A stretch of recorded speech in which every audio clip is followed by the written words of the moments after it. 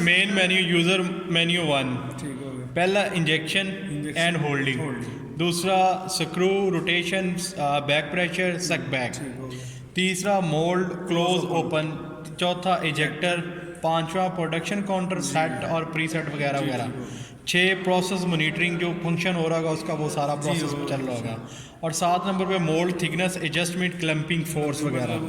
Mould thickness जब भी machine on करके सेट करनी ना मोल्ड की क्लैंपिंग, तो उसको वहाँ से जाके मेन्यू में से F7 के अंदर जाके करना है वो। अच्छा अब चलते हैं F1 में। F1 में आ गए तो ये इसके जो ना पहला प्रेशर, पहली स्पीड, दूसरा दूसरी स्पीड, तीसरा तीसरी स्पीड, चौथा चौथी स्पीड, उसके बाद होल्डिंग आ गया ना, ये इसका टाइम है, ठीक है इंजेक्शन का। आगे ये छोटे छोटे टाइम ये है, इंजेक्शन हाँ मेन टाइम जो मेन है, टाइम है, ठीक है ये अभी 3 लगा हुआ है। हाँ अब वो अपनी मर्जी से अपनी मर्जी सेट कर लो, ठीक ठीक होगा। ये चीज़ होगी। प्रोडक्शन काउंटर यहाँ पे भी शो हो रहा है, heater on off, pump on off यहाँ शो होगा, ऑयल टेम्परेचर यहाँ शो हो रहा है, टाइम एंड डेट, ये स्टेटस जो भी फंक्शन हो रहा होगा यहाँ पे लिखा जाएगा। मेन मेन्यू में वापस आके 2 पुश किया, F2 में आ गए तो हमने ये आ गया सबसे पहले ये SO जो है ना, ये इसकी रोटेशन है, जो जहाँ पे आप कर्सर लेके आओगे ना उसका नीचे लिखा आ जाएगा, स्क्रू रोटेट एंड यानी कि चार्जिंग स्टॉप लिमिट, सक बैक एंड है, ठीक है। ये इसकी पहली 2 स्पीडें, इनकी चलाने की ज़रूरत नहीं है हमें, ठीक हो गया।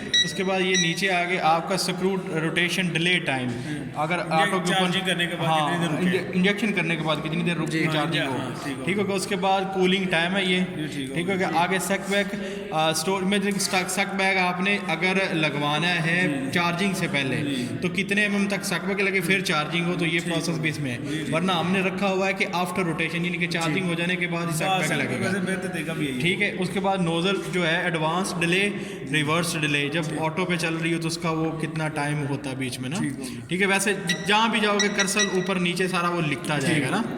अच्छा अब आ गया हम मेन्यू 3 में। मेन्यू 3 में है जी अच्छा, अगर हम फॉर एग्जांपल लिखते हैं ये आप समझाएं, मैं आपको बाद में इसे ठीक है। मोल्ड क्लोज पहला, दूसरा मोल्ड क्लोज, तीसरा स्पीड, ठीक है। नीचे उनकी लिमिट के स्टेप वगैरह है, ठीक है। ये मोल्ड प्रोडक्शन का टाइम है, प्रेशर है, और नीचे टाइम है, ठीक हो गया।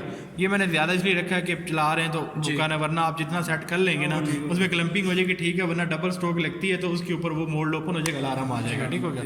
उसके बाद ये क्लैंपिंग एंड होगी तो ये सिग्नल आ जाएगा। इंटरवल टाइम जो कि पीस मोल्ड ओपन के बाद अगर ऑटो चल रही है तो ऑटो कितनी देर के बाद बंद हो जाए, हाँ ठीक है। उसके बाद आ गया मोल्ड ओपन, पहला, दूसरा, तीसरा, ये मोल्ड ओपन स्टॉप की लिमिट है, ये देखना ये कर्सर आ गया ना यहाँ पे, ये मोल्ड ओपन एंड, ठीक हो गया।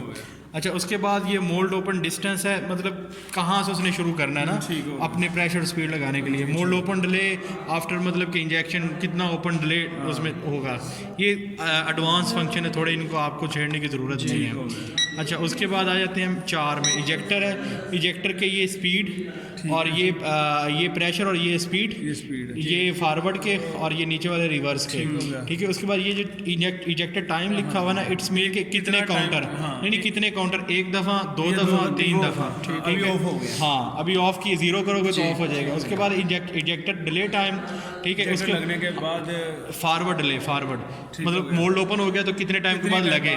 उसके बाद रिवर्स डिले, उसको होल्डिंग भी बोलते हैं, इजेक्टर जहाँ फॉरवर्ड आके रुका हुआ उसका होल्डिंग टाइम है ये, ठीक हो गया। बाद में बैक जाएगा, हाँ। उसके बाद इजेक्टर एडवांस पोजीशन मतलब कितना फॉरवर्ड आए ना, कितने mm तक आगे है। उसके बाद इजेक्टर रोटेट पोजीशन मतलब कि रिवर्स स्टॉप कितना रखना है ना, वहाँ से पीछे चला जाए तो वो 0 पे कैलकुलेट होगा, ठीक है। इजेक्टर टॉपिंग पोजीशन मतलब इसको भी उसी में कैलकुलेट किया जाता है, ठीक हो गया। उसके बाद आ गया आपका प्रोडक्शन काउंटर F5, ठीक है। ये काउंटर प्रोडक्शन काउंटर आ गया, तो ये यहाँ पे जितने जितने आ रहे हैं हाँ उस करते जा रहे हैं, ठीक है ना।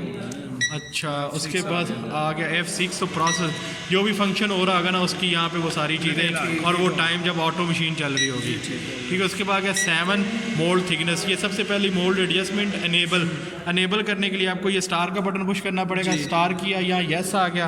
अब यहाँ पे आप एंटर करेंगे तो ये येस आ जाएगा, मतलब आप अपनी मोल्ड थिकनेस को आप चला सकेंगे, ठीक हो गया। उसको नो करेंगे तो नहीं चलेगा, हाँ नहीं चलेगा, यस करेंगे तो मैनुअल भी हाँ कर सकते हैं, बिल्कुल बिल्कुल। और जब तक मशीन ऑन रहेगी ये ऑप्शन रहेगी, जब बंद होकर ऑन होगी तो फिर वो डिसेबल होगा, ठीक हो गया।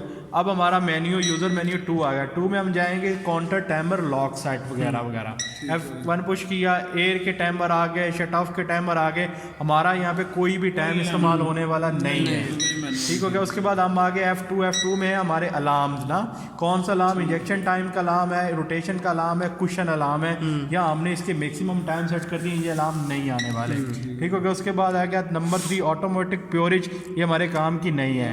नंबर 4 आ गया मोल्ड मेमोरीज, इनमें तो जाना ही नहीं, गए रीड कर लिया तो लैंग्वेज गई। नंबर 5 पे आ गए हमारे टेम्परेचर्स, तो टेम्परेचर्स को हमने यहाँ पे अपनी मर्जी से सेट कर लेना है, उनका जब इक्वल आएगा तो यहाँ पे ओके कर देगा, जो कि अभी हमने ऑफ कर दिए हुए हैं, तो इसलिए ये लाइनें आ रही हैं। ठीक हो गया। उसके बाद आ गया हमारे पास ऑक्स स्विच मोड, ये ऑक्सिलरी एटम्स के लिए होता है, मतलब आपने एक्सटेंशन लगानी है, जैसे कि आपने इसके ऊपर ही हॉपर लगा लेना है, मोल्ड के अंदर हीटर लगा लेने हैं, कोरें चलनी है या एक्स्ट्रा पार्ट चलने हैं, एयर के इजेक्टर लग चलने हैं या कंपाउंड मोड इजेक्टर चलने हैं, गैस के यूनिट चलने हैं, ऑटो नोजल के इसका जो है रिवर्स जाए, या मतलब एक्स्ट्रा चीज़ें जितनी भी हैं। ठीक है। उसके बाद नंबर 7 इसमें आ जाती हैं कोरें, ठीक है, जो हम चलाते ही नहीं है, इसमें चलानी ही नहीं है।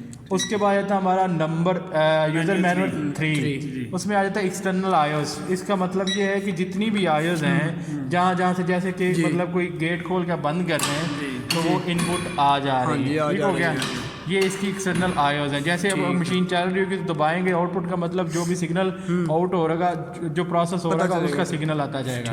ठीक हो गया। नंबर 2 पे जाएंगे तो हमारा पासवर्ड आ जाएगा। जी ठीक है सर।